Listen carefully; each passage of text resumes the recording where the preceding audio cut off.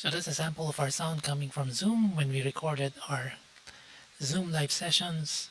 And for today, we're going to talk about mixing your audio. Hi guys, this is Kevin and welcome to my channel Music and Tech. In my last video, I demonstrated setting up your Zoom sessions with Livetrak L12. You can see the link to that video in the description below. I forgot to mention though, to ensure uninterrupted streaming, use a LAN cable to connect your notebook to your router instead of just relying on your Wi-Fi. And I also forgot to mention in that video that you can use any audio mixer for your setup.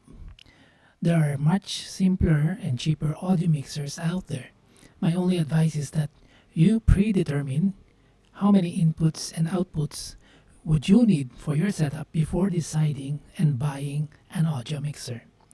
For my case, I bought a Livetrak L12, which you can see on the screen, because I needed 8 inputs at the minimum. Our set usually has 3 mics, an acoustic guitar, keyboards, cajon with an Roland EC10, and lastly an input for the Ableton tracks.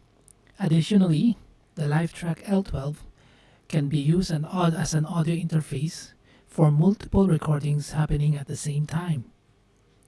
Finally, this mixer is quite lightweight when you compare with other audio mixers with the same number of input-output. It weighs only 2.4 kg, so that's how light it is. The lightweight is important for me because I usually bring this audio mixer in our sessions.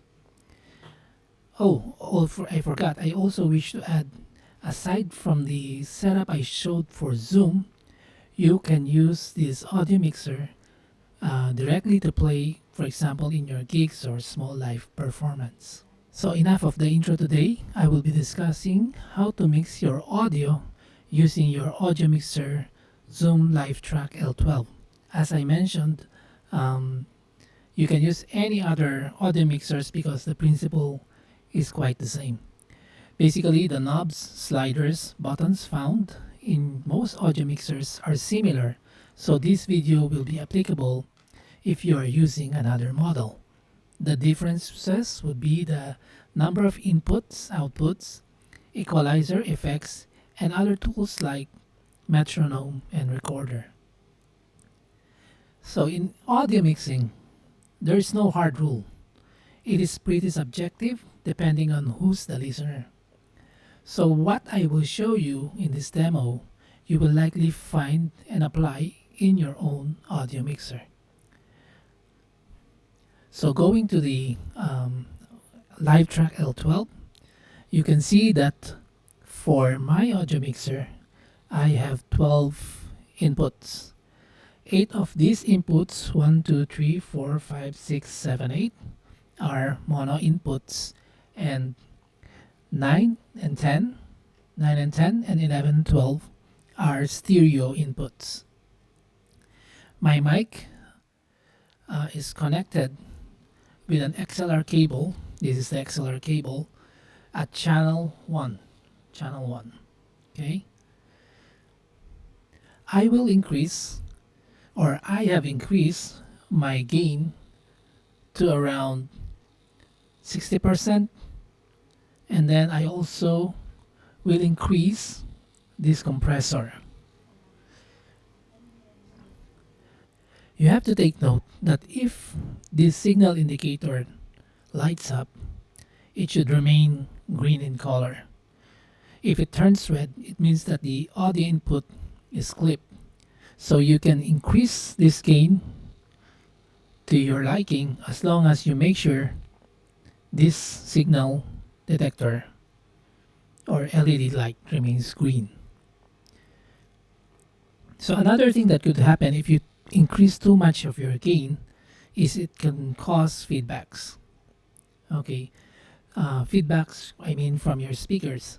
So either you decrease the gain, make sure your mic is pointed away from the speakers, or you move your speaker away until the feedback is resolved. You need to find the correct gain to give your audience the correct volume without causing feedbacks or audio clippings. Okay, so moving on channel 1 and channel 2, I'm not sure if you can see it clearly. You have a label here that says high Z. So meaning, if you're going to use your guitars, you have to, as much as possible, use these two channel strips. Okay, because if you need the high Z button, which is usually applicable only for guitars, then you can press this button to enable that. Okay, so here is our knob compressor. Okay, what is compressor? Basically, this increases the audio if the input is low, or it decreases the audio if the input is too loud. As such, it makes the audio somewhere in a zone of loudness.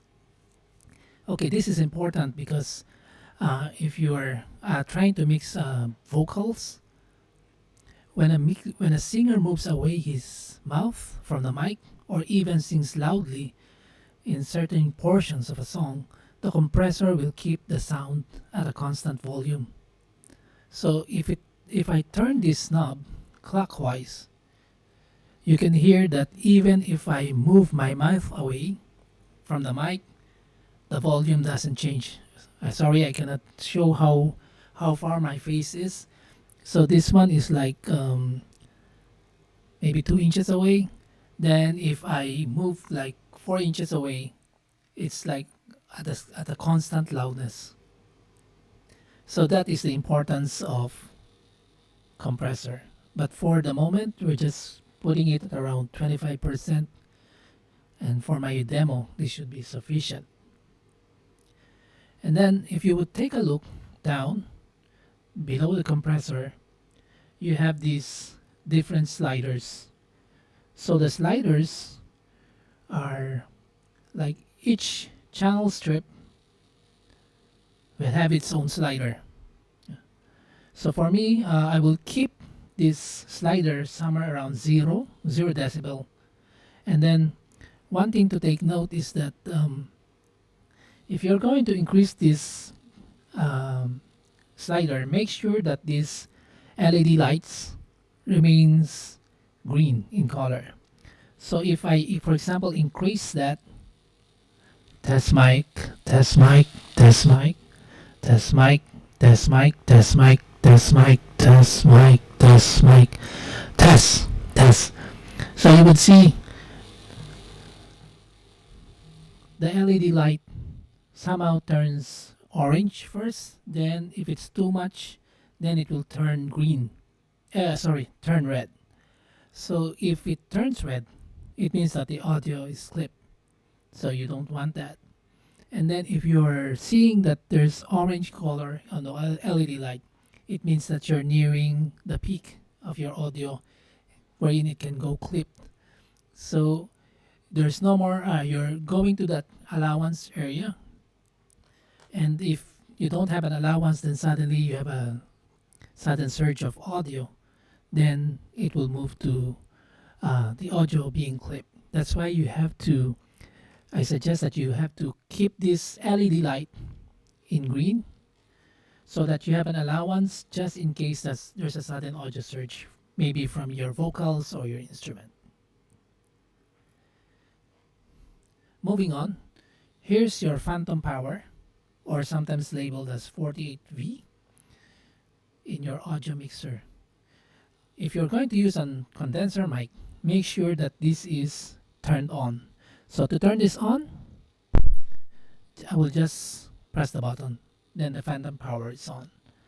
But because I'm using a dynamic mic for this demo, I don't need to turn this on. However, if you're going to use a combination of condenser and dynamic mics, you can turn on the phantom power.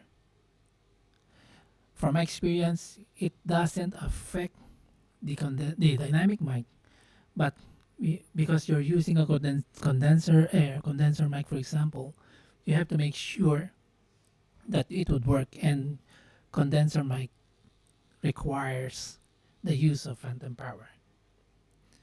Okay, so if you would again see this button, SEL or select button, it is available for all channels. Okay, so if I'm going to press my select button for my channel 1, which is my microphone input, I can adjust the equalizer located somewhere on the right side of your audio mixer.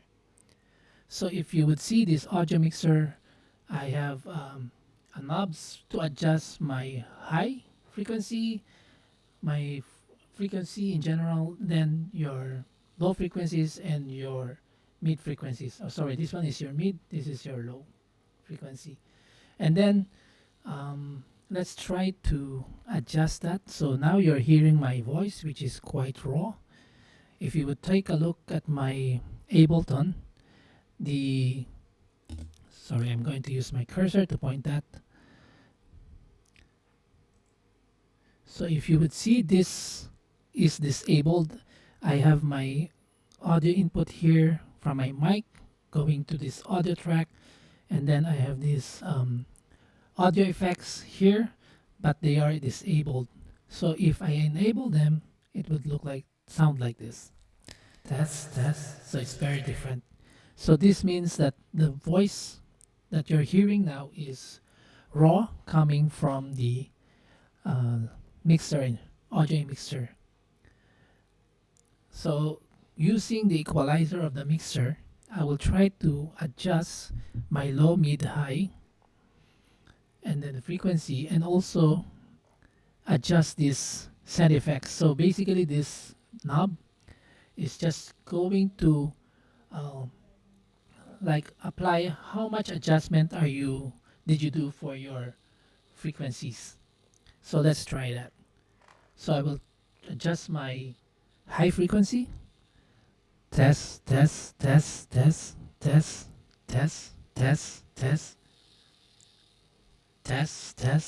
I'm going to adjust my frequency as well. Test mic. Test mic.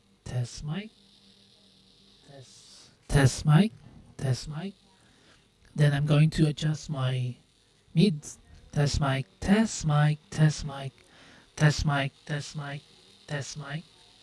And then my low, I'm going to bring it lower. Test mic. You can see that there's not much effect on it yet, but once I adjust these set effects, so the amount that I have adjusted in these knobs will change. So test mic, test mic. Test mic. Test mic. Test mic. Test mic. Test mic. Test mic. Test mic.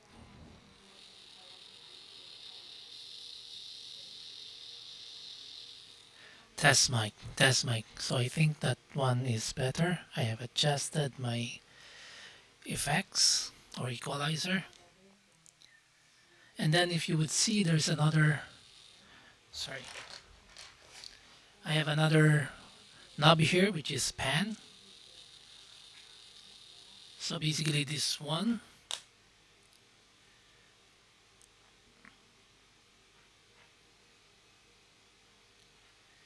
Okay, then again, you would take a look. I have a knob here for pan. So audio panning creates that sense of space in a stereo mix. So it will make it appear that the instruments come from different places in the left to right spectrum of your stereo field between two speakers. So if, for example, I adjust my pan knob towards the left, if you're going to use a headphones, you can hear this more clearly. You will hear that the sound of your voice is more on the left of your headphones than on the right. So that's how it works. Okay, but I would keep this at the center. Okay, there's an effects strip here there's an effects. There is an effects strip here that you could see. So the difference between this equalizer strip and this effects strip is that one thing is that if you press select button, anything that you would adjust here would not affect the equalizer application that you did for your other channels from channel 1 to channel 12. However, if you're going to adjust anything here, it would affect all the channels. So what do we have in this effects strip? Okay, if you would see the topmost knob, you have different selections of reverb application. So in order to adjust that, you can just press the button and turn it.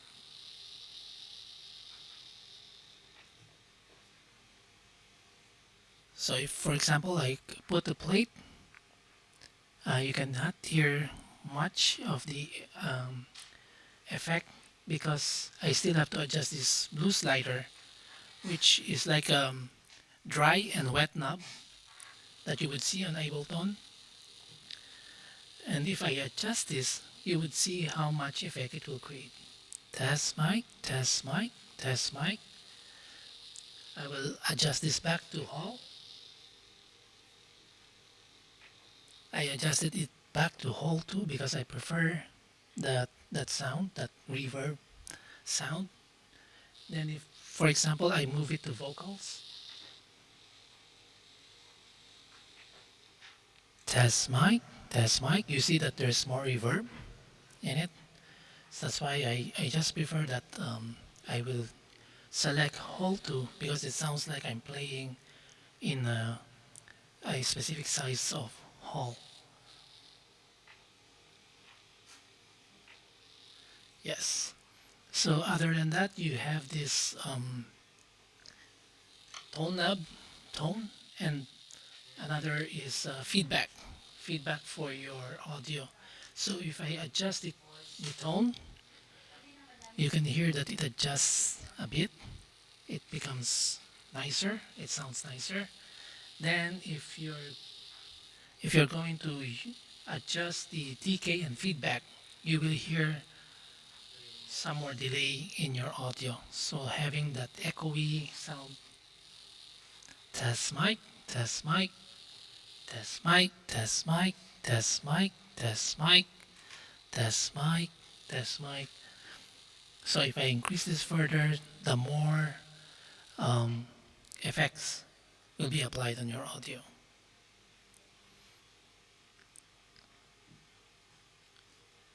Then I think that's it about voice. I think it's too echoey already, so I will reduce my sliders. Test mic, yes, test mic. Yes, if I am good. Yes, I think it should be good. And then we move on to our keyboards. Let's try to mix this as well.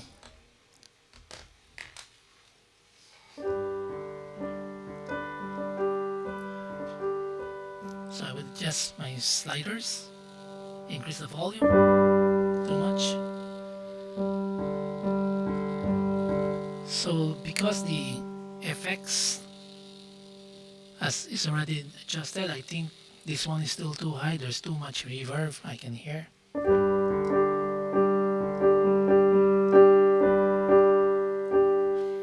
The sound that is coming from my keyboards is from the keyboard itself, because if you take a look at my Ableton, the grand piano track, MIDI track, is disabled. So I'm not using my grand piano. The sound that comes to my Ableton is coming from my piano itself.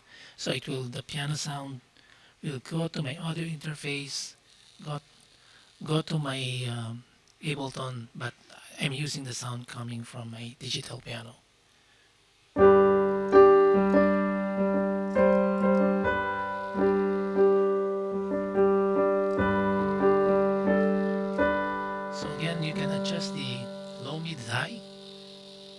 I think I have too much low. I will increase my mids,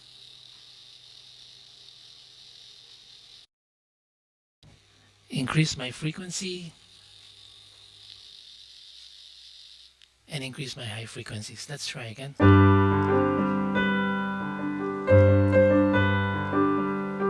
So now it's better. So basically this audio mixer, the output that is coming from your channel would go to your master output. So this red slider is the amount of output that you want to bring to your speaker. So again, same as your individual's channel strip, you have this green LED lights. So the same applies for these LED lights um, on your master output. If you would see here, it's just a signal strip of LED lights, but here you would see it's a dual LED light strip. So it means that the output that goes out of here is already in stereo, but here it's still in mono. And then this knob is your master volume going to your speaker. So you have your 1/4 pins here going to my monitor speaker. You can use also XLR cables to go to your monitor speaker. And then if you are going to monitor the sound individually, for example, I have a keyboardist, I have a singer, I have a cajon player, and a guitarist.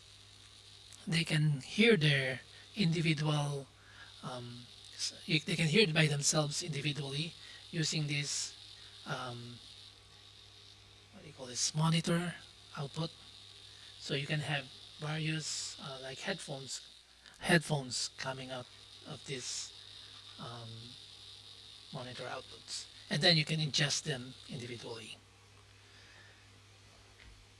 So again, when you're mixing audio, you have to blend the sound of the vocals and the instrument. So if you would hear that the sound is balanced, my keyboard is not overpowering my vocals, and my vocals have enough instrument accompanying the song. So it's quite balanced. So when you're mixing an audio, there's really no hard rule. It's still up to the person's taste how to blend that. But of course, there are like rules to it you have to follow. Hence, you have to make sure that you blend the sound very well without overpowering each other. Likely adjustments on the gain and sliders of your channels will happen most of the time, especially when you're ready and then you're adjusting the sound. These are the most frequent adjustments that you have to do, the gain and the sliders. Or you can even adjust your equalizers and effects. When you're adjusting the sound, it is better to listen with a headphone first, so that you would hear as much details of each sound. Once that is done, you have to listen to all the speakers you have around on your venue. So you have to go to the front, you have to go to the back, you have to go to the sides of the venue and listen to the individual sounds, and then listen at the center. Just try to find if the sound is balanced all throughout the venue. Okay. Once the performance starts, you have to remember that songs have dynamics. Meaning, for example, the keyboards will start at a lower volume at the beginning and it increases as the song progresses. There are also instances, for example, where in the interlude, for example, you have a guitar just playing prominently than the rest of the instruments. So you have to adjust for example, the sliders to make sure that if the part of the song the keyboard or the guitarist would play more prominently, then you have to adjust that. As such, there should be a person sitting in front of the audio mixer during the performance. So I think that's about it. There are still some other functions that I haven't discussed yet on this Livetrak L12. I will discuss this in my future video. So again, thank you so much for watching.